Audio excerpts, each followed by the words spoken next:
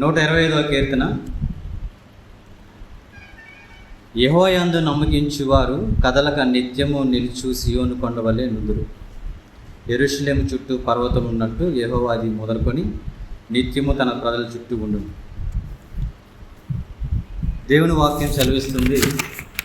ఇందులో మనం 125వ కీర్తన చూసుకున్నట్లయితే 5 వచనాలే ఉన్నాయి, కానీ but it's a powerful song. 125వ కీర్తన చాలా గంభీరమైనది. మన విశ్వాస జీవితంలో మనకి పునాది వంటిది. నమ్మకం గురించి లేక ఫెయిత్ గురించి మనం ఇక్కడ చూడొచ్చు.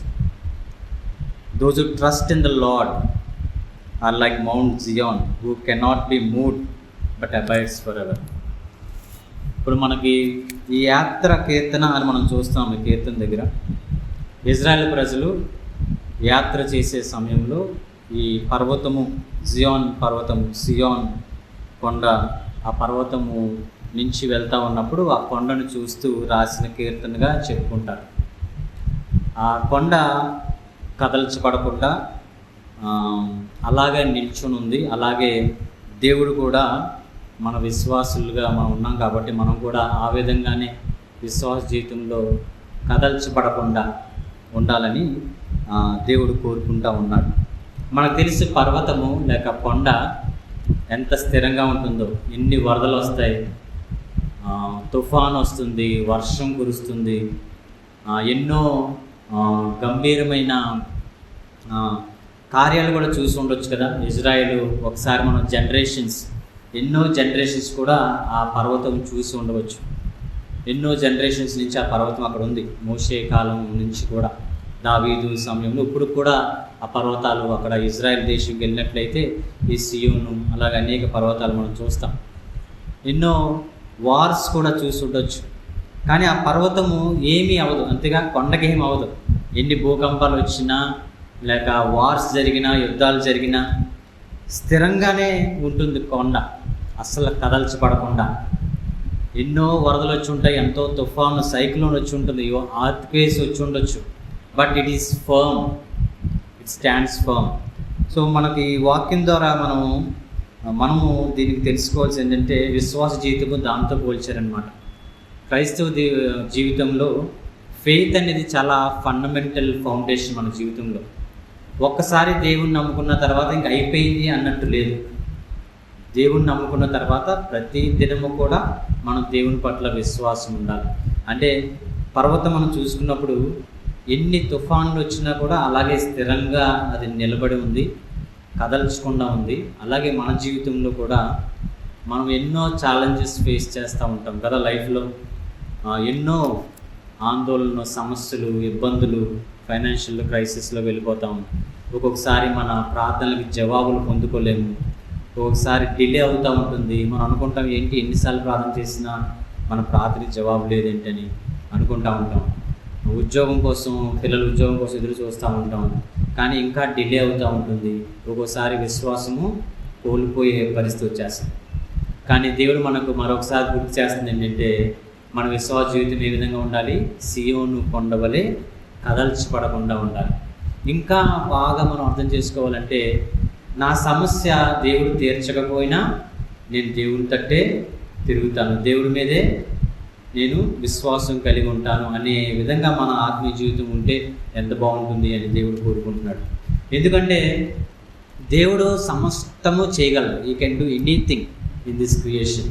అలాంటి దేవుడిని కలిగిన మనం ఏదైనా ప్రార్థన చేసినప్పుడు, మన అనారోగ్యం వచ్చినప్పుడు కానీ, సమస్య వచ్చినప్పుడు కానీ, ఇబ్బంది వచ్చినప్పుడు కానీ ప్రార్థన చేస్తాం. బట్ అది ఒక్కొక్కసారి డిలే అవుతూ ఉంటుంది. ఒక్కొక్కసారి మనం అనుకున్న సమయంలో జవాబు రాదు. అయినప్పటికీ దేవుణ్ణి మనం చూస్తూ ఉన్నప్పుడు దేవుడు నేను చేయగలను అని మనం ఎప్పుడైతే దేవుణ్ణి నమ్మితే అప్పుడు విశ్వాసం కోల్పోకుండా ఉండగలమాట. విశ్వాసము కోల్పోయినట్టయితే అది క్రైస్తవ జీవితమే కాదన్నారు ఒక ఆయన. బికాజ్ క్రిస్టియన్ లైఫ్ లేక ఒక బిలీవర్ లైఫ్, విశ్వాస జీవితము విశ్వాసం మీదే ఆధారపడి ఉంది. అంటే నా సొంత జ్ఞానం మీద కాదు, నా సొంత బలం మీద కాదు. I should have confidence on God. Our faith, విశ్వాసము ఆన్ గాడ్. మన విశ్వాసము దేవుని మీద ఉన్నట్లయితే మన చుట్టూ ఉన్న పరిస్థితులని మనం చూడం. సియోను, ఈ పర్వతం కూడా అంతే. ఎన్నో ఆటుపోట్లు చూసి ఉండొచ్చు, ఎన్నో వర్షాలు, ఎంతో తుఫాను, ఎంతో గొప్ప గొప్ప యుద్ధాలు చూసి ఉండొచ్చు, ఎంతోమంది జనరేషన్స్ చూసి ఉండొచ్చు. బట్ ఎన్నో తరాలు చూసినా కూడా ఎక్కడా కూడా సియోను కొండ అలాగే ఉన్నట్టుగా వాక్యంలో మనం చూస్తూ ఉన్నాం. దేవుడు కూడా కోరుకునేది ఏంటంటే మన జీవితంలో విశ్వాసిగా మనం ఉన్నప్పుడు విశ్వాస జీవితంలో స్థిరంగా ఉండమని. అది రోజు దినదిన పని ఒక భాగమే మనకి. ఎందుకంటే నిన్న విశ్వాసంగా ఉన్నాను నేను, ఈరోజు నేను వీక్ అయిపోయాను అనడానికి లేదు మన జీవితం. Every day we need to have faith in God. Every day we need to keep faith on God. అది రోజు ఎంత మనం విశ్వాసం కలిగి ఉంటామో అంత మనకు బ్లెస్సింగ్. ఎందుకంటే ఒక వచనంలో దేవుడు తెలియజేస్తూ ఉన్నాడు.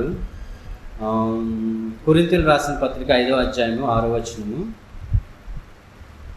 2 కొరింథీయులకు రాసిన పత్రిక 2 Corinthians 5th chapter 6th verse. వెలిచూపు వలన కాక విశ్వాసం వలననే నడుచుకుంటున్నాము. పౌలు చెప్తా ఉన్నాడు, మనం చూసిన దాన్ని బట్టి కాదు కానీ మనకి విశ్వాసం బట్టే మనం నడుచుకుంటున్నాము. We are walking by faith. మనకి ఏమీ కనబడదు. మనకి ఏది కూడా మనకు ప్రార్థన చేసినప్పుడు ఆ జవాబు వచ్చినట్టుగా పాసిబిలిటీస్ కూడా మనకు తెలియదు. అసలు ఎలాగ వస్తుంది, వచ్చే ఛాన్సే లేదు. అసలు వస్తుంది అనే దానికి ఎక్కడ దారి కనిపించలేదు అనిపిస్తూ ఉంటుంది మనకి కదా. ఒకసారి పిల్లల విషయం కావచ్చు, బంధువుల విషయం కావచ్చు, మనం రోజు చేసే పనుల విషయం కావచ్చు, మన ప్రార్థన జవాబు విషయం కావచ్చు. మనం ఒకసారి మన సొంత ఆలోచనతో లేకపోతే మనకున్న ఈ లోక జ్ఞానంతో ఒకసారి ఆలోచించినట్లయితే మనకు అనిపిస్తుంది అసలు కుదరదు, రాదు, వచ్చే అవకాశం లేదు. డాక్టర్స్ కూడా చెప్పేశారు, బట్ నథింగ్ కెన్ సాల్వ్ అయ్యే ఛాన్సే కనబడడం లేదు, రాదు. ఇంకా ఎలా వస్తుంది అసలు? ఏంటి, ఎవరికైనా అలా జరిగిందా ముందు ఎవరికైనా? లేకపోతే దేవుడి పని మీరు దేవుడి మీద నమ్మకం పెట్టుకుని అంటారు, ట్రస్ట్ ఇన్ గాడ్ అంటారు. సో మనం కూడా ఏంటంటే అది జ్ఞాపకం ఉంచుకోవాలి. ఎస్, దేవుడికి ఏది కూడా అసాధ్యం అనేది ఏది లేదు. ఆయనకి అన్నీ కూడా సాధ్యమే. ఆయన అన్ని సాధ్యమనేది మనం నమ్మాలి. అది ఎంత నమ్ముతామో దాన్ని బట్టే ఆయన మనల్ని ఆశీర్వదిస్తాడు. ఇంకొక మంచి వచనము నేను చూపిస్తా. హీబ్రూలకు రాసిన పత్రిక 11వ అధ్యాయం 6వ వచనము. ఒకసారి మనకు అనిపిస్తూ ఉంటుంది, దేవుడిని మనం ఎలాగా మెప్పించవచ్చు, దేవుడికి ఏం చేస్తే దేవుడికి ఇష్టమవుతుంది. విశ్వాసం లేకుండా దేవుడికి ఇష్టలై ఉండట అసాధ్యము. 11 అంతే. ఇప్పుడు రాసిన అధ్యాయం 11వ అధ్యాయము 6వ వచనం. 11వ విశ్వాసం లేకుండా దేవునికి ఇష్టడై ఉండుట అసాధ్యము. Without faith it is impossible to please God. అసలు ఫెయిత్ అనేది లేకుండా మనం దేవుని ప్లీజ్ చేయలేం, సంతోషపెట్టలేం, ఆయన్ని గణపరచలేం. అందుకే అన్న మన క్రైస్తవ జీవితంలో ఫౌండేషనల్ ట్రూత్ ఏదైనా ఉందంటే అది విశ్వాసం. మనం దేవుడి పట్ల విశ్వాసం కలిగి ఉండకుండా దేవుడు మనకు చేస్తాడు, మనకు అనుగ్రహిస్తాడు, మనకు ఆన్సర్ ఇస్తాడు అనే తలంపు మనకు లేకపోతే మనం దేవుణ్ణి ఇష్టపడలేము, మనం దేవుడికి ఇష్టంగా జీవించలేము. మనకు అనిపిస్తూ ఉంటుంది దేవుడి చిత్తము అని కొంతమంది అడుగుతారు. కొంతమంది ఏమో దేవుడికి ఇష్టంగా జీవించడం ఎలాగా అని కొంతమంది అడుగుతారు. ఇష్టంగా జీవించడం ఏంటంటే హౌ టు ప్లీజ్ గాడ్ అనేది ఏంటంటే మనం దేవుని పట్ల విశ్వాసము కలిగి ఉండడం. ఎలా విశ్వాసం కలిగి ఉంటాము? నా జీవితంలో ఈ సమస్య బాగుపడదు, ఈ సమస్య నుంచి నాకు విడుదల రాదు, ఈ సమస్య సాల్వ్ అవ్వదు అని మనకు అనిపిస్తూ ఉంటుంది. కానీ నా దేవుడు తీరుస్తాడు, నా దేవుడు విడుదలనిస్తాడు, నా దేవుడు నాకు సాల్వ్ చేస్తాడు అనే నమ్మకం ఏదైతే ఉంటుందో చూసారా, ఆ నమ్మకం మనకు ఉన్నట్లయితే దేవుడు మనల్ని ఇష్టపడతాడంట. That's the only way to please God, by showing our faith on him. ఏమీ జరగనప్పుడు నోవాహు గురించి గుర్తు చేసుకుందాం ఒకసారి. నోవాహు పడవ తయారు చేస్తూ ఉన్నప్పుడు ఎంతోమంది వచ్చి హేళన చేస్తారు. ఏంటి పడవ తయారు చేస్తున్నావా, వర్షమే లేదు అసలు అసలు వర్షాలు కురవడం లేదు, తాగడానికి నీళ్ళే లేవు, ఆ రోజుల్లో నీళ్ళు కూడా ఉండలేదు, కరువు ఉండేది. ఆ టైంలో నువ్వు పడవ తయారు చేస్తున్నావా? ఎంత హేళన చేశారు, ఎంత అవహేళన చేశారు, ఎంత జోకులు వేశారు. పిచ్చోడు అన్నారు. ఏంటి ఇదేంటి, దేవుడు మాట్లాడాడంట, దేవుడు చెప్పాడంట, సర్లే నువ్వే వెళ్ళు, ఆ పడవ నువ్వే తయారు చేసుకో, నీ కుటుంబం వెళ్ళు, మాకేం చెప్పగలాంటివన్నీ ఎన్నో జోక్స్ వేశారు. ఎంతోమంది హేళన చేశారు. సెకారిటిస్ట్గా మాట్లాడారు. మన బైబిల్ కూడా వస్తుంది, చాలా దారుణంగా మాట్లాడతారు. కానీ నోవాహు దేవుడు మాట విన్నాడు. దేవుడు నాకు చెప్పాడు, నేను చేస్తాను, విధేయత చూపించాడు అంతే.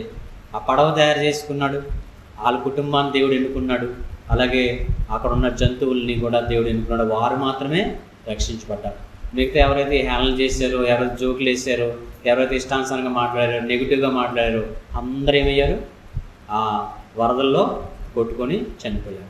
మన జీవితంలో, క్రైస్తవ జీవితంలో మనం ఏదైనా ఇంట్లో మాట్లాడినప్పుడు చేసేవులే ప్రార్థన, మనకి జవాబు ఏమొస్తుందిలే అని మనం అందరూ ఒకలాగా ఉంటుంటే మనం ఇంకొకలా మాట్లాడతాం కదా.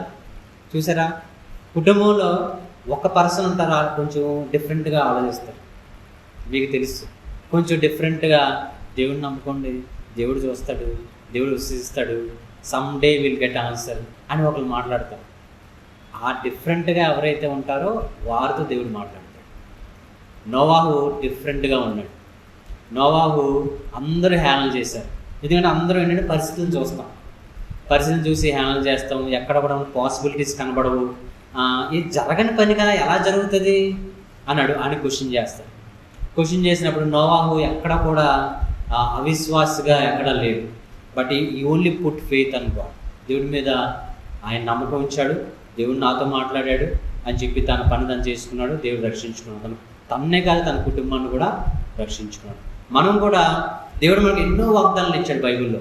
ఆ వాగ్దానాలు మనం బైబిల్ చదువుకున్నప్పుడు ఆ వాగ్దానాలు చేతపట్టుకుని గుర్తు చేసుకుని, దేవా నువ్వు నన్ను ఎప్పుడు విడవవు, ఎడబాయవు, నన్ను నువ్వు పట్టుకుంటానన్నావు, తల్లిలో లాలిస్తానన్నావు, నన్ను ఎత్తుకుంటానన్నావు, వృద్ధాప్యం వచ్చే వరకు నన్ను మోస్తానన్నావు. ఈ వచనాలు మనం జ్ఞాపకం చేసుకుని, దేవా ఈ వాగ్దానం నాకు కదా నువ్వు ఇచ్చావు, నువ్వు నాకు ఈ వాగ్దానము నేను జీవించినంత కాలము నాకు ఆశ్చర్యకరంగా చేయదేవంట చేయడా. He will do it. ఎలా అంటే he will do it. God will definitely do his promise. కానీ అది ఎప్పుడో తెలుసా, మనము ఒకరోజు విశ్వాసంగా, ఒకరోజు వీక్ అయిపోయి, ఒకరోజు మళ్ళీ అవిశ్వాసంగా ఉంటే దేవుడు ఏం చేస్తాడంటే ఆ విశ్వాసం స్థిరమైన వరకు మనకు జవాబు. ఒక్కటి మాత్రం చెప్తున్నా, నాకున్న అనుభవాన్ని బట్టి, పాస్టర్ గారు కూడా తెలుస్తుంది, దేవుడు ఊరికి ఎవరైనా బ్లెస్ చేయడు. God will not bless anyone ఫ్రీగా. God will see what is the outcome. ఈమెను బ్లెస్ చేస్తే, ఈ కుటుంబాన్ని బ్లెస్ చేస్తే నాకేమొస్తుంది, నా రాజ్యానికి ఏమొస్తుంది, నా మిగతా పిల్లలకి ఏమి యూజ్ అవుతుంది, వీరు ఇతరులకు ఆశ్చర్యకరంగా ఉంటారా, they will be a blessing to others అని దేవుడు ఆలోచిస్తాడు. ఊరికే బ్లెస్ చేస్తే అప్పుడు మనకి ఆ విలువ కూడా మనకు తెలియదు. So God definitely will test our faith. దేవుడు ఏమంటున్నాడంటే మన విశ్వాస జీవితంలో ముందుకు కొనసాగుతూ ఉన్నప్పుడు మనకి ఏ బ్లెస్సింగ్ ఇచ్చినా మనకు పరీక్ష గుండానే తీసుకుని వెళ్తాడు. ఆ పరీక్షలో మనం ఎప్పుడైతే మనము మంచి మార్కులతో యావరేజ్గా మనం పాస్ అయిపోయినా మనకి ఆయన బ్లెస్ చేస్తాడు. But blessings only will come only if we keep faith in God. దేవుని పట్ల విశ్వాసం కలిగి ఉన్నట్లయితేనే ఆయన మనల్ని దీవిస్తాడు. 2వ వచనం తెలియజేస్తుంది, యెరూషలేము చుట్టూ పర్వతం ఉన్నట్లు యెహోవా ఇది మొదలుకొని నిత్యము తన ప్రజల చుట్టూ ఉండును. ఆయన నిత్యం మన వైపే ఉంటాడంట, మన చుట్టూనే ఉంటాడంట. మనకు కావాల్సిన ఆశీర్వాదాలు ఇవ్వాలని ఆయన ఎప్పుడు రెడీగా ఉంటాడు. But we need to be ready by keeping faith and God. మనం ఆయన దగ్గర నుంచి ఆ బ్లెస్సింగ్స్ మనం తీసుకోవాలంటే ఆ మీడియం ఏంటంటే ఫెయితే. మనకు అవిశ్వాసగా ఉంటే మాత్రం మనం దేవుడి దగ్గర నుంచి పొందుకుంటాం అనేది అసాధ్యం అని బైబిలే సెలవిస్తుంది. దేవుడు నాకు ఇస్తాడు అని మనం ఖచ్చితంగా నమ్మినప్పుడు we will get that blessing on the same day. దేవుడు మనకు అనుగ్రహిస్తాడు. అలాగే మనం ఇక్కడ చూస్తా ఉన్నాం 3వ వచనం, ఇంకా ముందుకెళ్ళిపోవడం త్వరగా. నీతిమంతుల పాపము చేటుకు తమ చేతులు చాపకున్నట్లు భక్తిహీనుల రాజధానము నీతిమంతుల స్వాస్థ్యం మీద ఉండదు. యెహోవా మంచివారికి మేలు చేయము, యథార్థ హృదయులకు మేలు చేయము. తమ వంకర త్రోవలకు తొలగిపోవారని పాపం చేయవారితో కూడా యెహోవా కొనిపోవును. ఇశ్రాయేలు మీద సమాధానం కాక. వాక్యం సెలవిస్తుంది, ఎవరైతే చెడుగా జీవిస్తూ ఉన్నారో వారికి దేవుడు వారు చేసిన పనులను బట్టి వాళ్ళకి ప్రతిఫలం ఇస్తాడు. అలాగే నీతిగా జీవించిన వారికి తప్పకుండా దేవుడు దీవెనలు ఇస్తాడు. బైబిల్ అంతా కూడా అంతే, నీతిగా జీవించడము, విశ్వాసం కలిగి జీవించడం. 11వ అధ్యాయము మనము హీబ్రూస్ రాసిన పత్రిక ఒకసారి చదివినట్లయితే 11వ అధ్యాయము ఎప్పుడైనా మనము కొంచెం వీక్ అయినప్పుడు, అవిశ్వాసంలో వెళ్తున్నప్పుడు హీబ్రూకి రాసిన 11వ అధ్యాయము చదివినప్పుడు చాలా మనకి ఏమవుతుందంటే కొంచెం ఉద్యమం వస్తుంది. ఎందుకంటే అక్కడ the chapter is all about faith leaders, the leaders of faith, విశ్వాస వీరుల గురించి అనమాట. మనందరం విశ్వాసమే, కానీ ఆ 11వ అధ్యాయం మనం చూసినట్లయితే విశ్వాస వీరుల గురించి ఉంటుంది. బైబిల్లో మొదటి నుంచి ఆది కాండం నుంచి చివరి వరకు ఎవరైతే విశ్వాసంగా దేవుని పట్ల చాలా భక్తితో జీవించారో వారి గురించి, అందరి గురించి అక్కడ మెన్షన్ చేశారు. ఆల్మోస్ట్ అందరి గురించి అక్కడ మెన్షన్ చేయడం జరిగింది. అబ్రహాం మొదలుకొని, నోహా మొదలుకొని అందరి గురించి తెలియజేయడం జరిగింది. అంటే ఏంటంటే వాళ్ళందరూ కూడా కంటికి కనిపించిన దాన్ని బట్టి జీవించలేదు, సర్కమ్స్టాన్సెస్ కానీ సిచ్యువేషన్స్ బట్టి కానీ జీవించలేదు. కేవలం దేవుని వాక్యాన్ని బట్టి, ఆయన ఇచ్చిన మాటను బట్టి వాళ్ళు విధేయత చూపించారు. అందుకే దేవుడు వారిని బ్లెస్ చేశాడు, విశ్వాస వీరులుగా ఉంచాడు, బైబిల్లో కూడా లెక్కింపు చేశాడు. మనం కూడా అదే త్రోవలో వెళ్తున్నాం కాబట్టి బేసిక్ ఫౌండేషన్ ఏదైనా ఉందంటే, దేవుడు నా జీవితంలో నాకు సమాధానం ఇచ్చినా ఇవ్వకపోయినా, అది డిలే చేసినా, నాకు జవాబు లేట్ అయినా, నాకు అనుకున్నది జరగకపోయినా, I keep confidence on God, I keep faith on God. నేను నిన్ను విశ్వసిస్తున్నాను దేవా, నీవు మాత్రమే నా జీవితాన్ని ఒక సరైన మార్గంలో నన్ను నా కుటుంబాన్ని తీసుకొని వెళ్ళగలవు. Let's keep praying, let's keep moving, let's keep faith on God.